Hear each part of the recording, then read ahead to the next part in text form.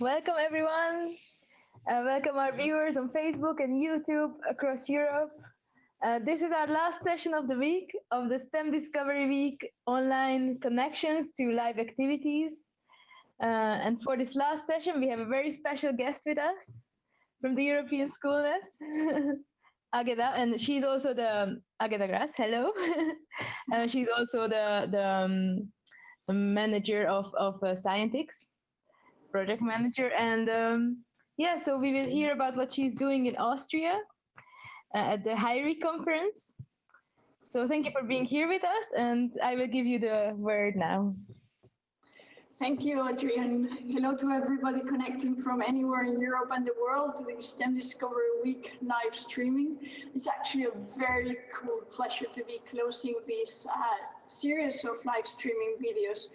I've heard from Audrey they've been a huge success, and we've really enjoyed going to the different countries and seeing the different activities, different classrooms, students, everything. Now myself today, I'm in Vienna for the final HEIRRI Conference. Now, HEIRRI is about responsible research and innovation, so RRI, in higher education. So it's more about how to make sure that our future researchers are aware of or take into account also things like open access, making sure that all the materials are available for everybody, the gender issue, they look into science education, they take into account ethical issues, and they also consult basically the public. So basically imagine if they're now just saying, we want to make sure that people live for 150 years. Is that good research? Is that bad research? They actually showed a really cool video that looked like real, and they were interviewing this woman, and she was like, how old are you? She was like, 110. What's your life expectancy? And she was like, 150. Now, it was so well done, I actually thought it was real. And after a while, I was like, no, it's actually just an example of things that they can show in the future and see how you can actually start a debate on ethics issues related to research. It was really, really nice, and we're actually going to have to share it also through Scientix. Now, we've got about 150 participants attending the conference from, I think they said, like over 40 countries. I've seen people from India, Tunisia, Brazil, they're all here, so it's actually very exciting. Okay. There's people from research, there's people from science communication, so honestly, very nicely prepared. Now I've got at my back, you see Adora and someone that just came out. They're doing a plenary session at the moment, and the title is Teaching RI in Higher Education. It's actually all about how to make sure that, they're not only teaching physics, maths, or whatever, but they're teaching these ethical issues and how to do RI. And we're going to go in a minute, but I wanted to tell you also that even though this is about higher education, it's actually really important in primary and secondary as well. I really lost you for a second, but you're back now. I'm back. So I'm saying that although this conference is for higher education, it's extremely important also for secondary school and even primary school. The importance of not separating STEM, science, technology, engineering, and maths, and the research of it from the ethicals and environment and the world we live in. Everybody needs to understand why science is important and what are the effects of the different research.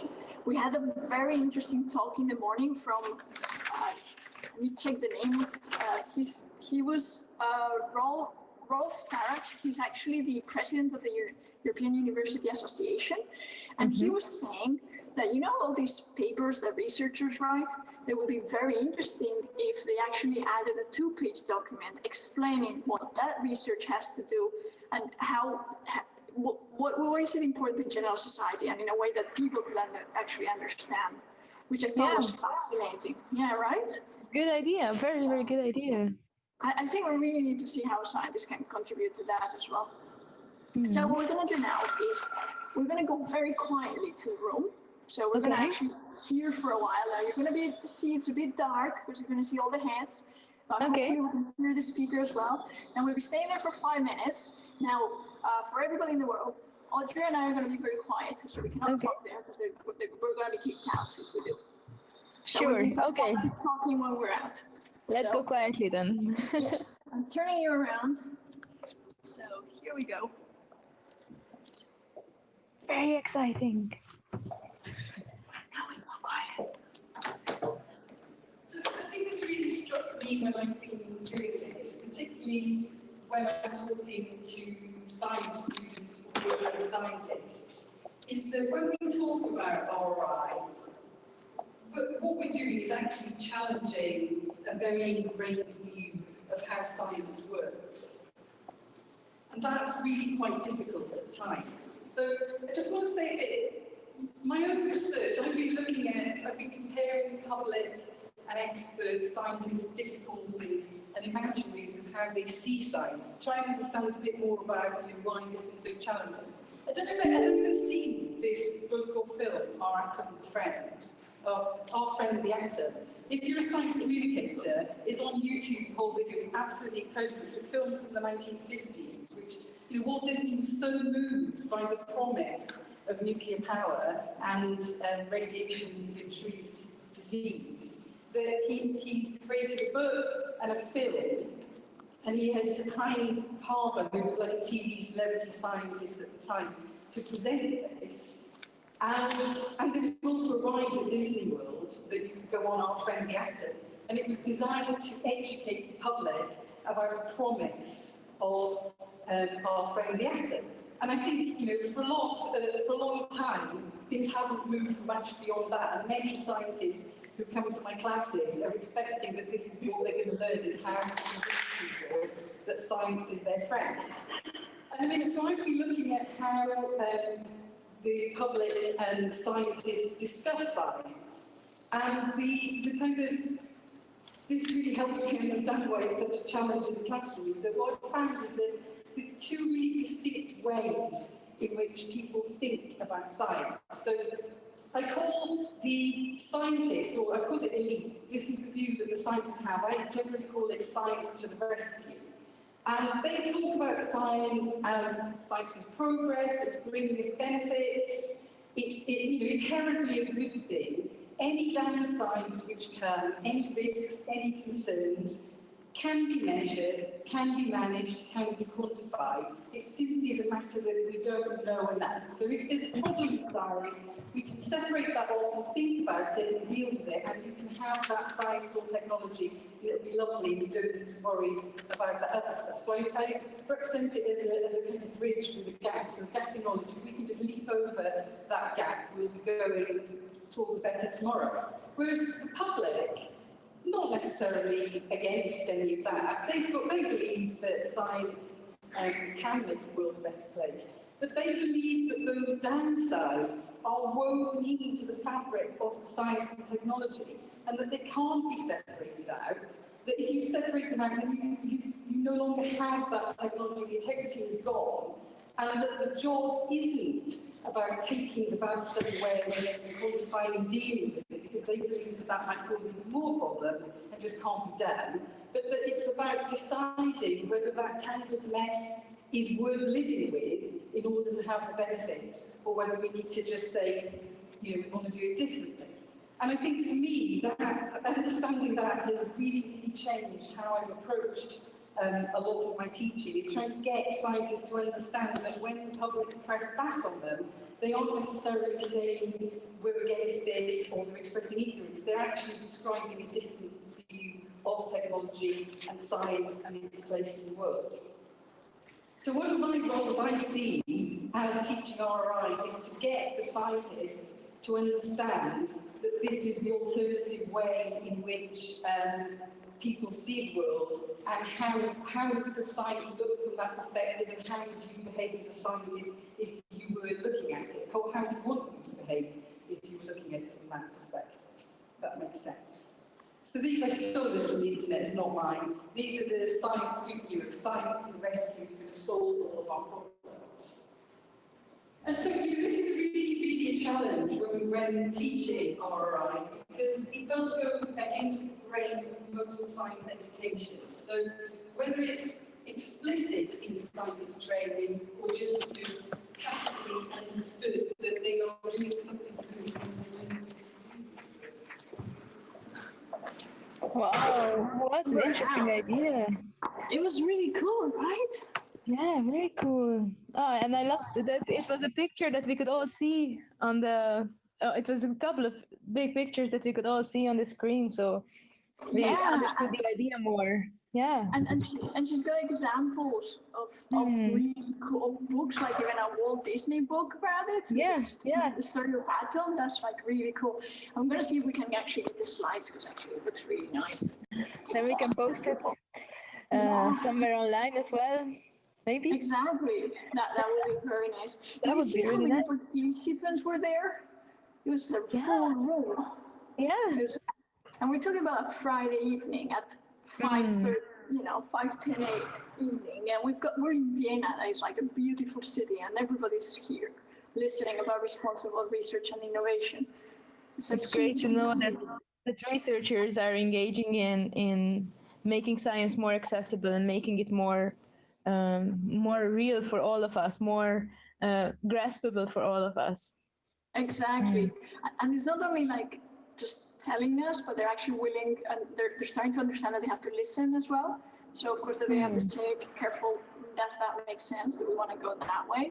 And now research is amazing and you can do so many things.